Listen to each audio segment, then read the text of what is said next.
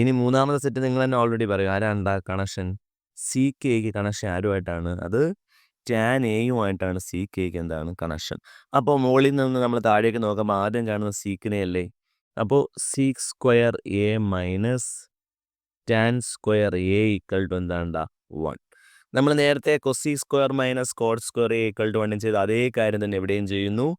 ഇവിടെ ഈ minus tan square A അല്ലെ, ഈ മൈനസ് ടാൻ സ്ക്വയർ എ അപ്പുറത്ത് പോകുമ്പോൾ ഇത് അപ്പുറത്ത് പോകുമ്പോൾ എന്താവൂടാ, പ്ലസ് ആവും അല്ലേ.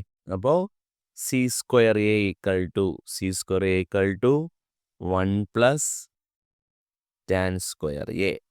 ഇനി അടുത്ത നമുക്ക് ആരെ വേണം? ഇതുപോലെ ടാൻ സ്ക്വയർ എ എന്താണെന്ന് കണ്ടുപിടിക്കണം.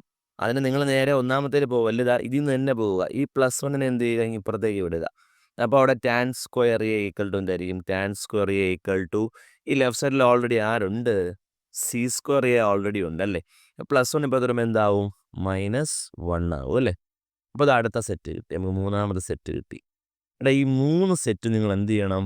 നല്ല രീതിയിൽ പഠിച്ചാലേ പറ്റുള്ളൂ. കാരണം ഇത് വെച്ചിട്ടാണ് നമുക്ക് എന്ത് ചെയ്യാൻ പറ്റുള്ളൂ,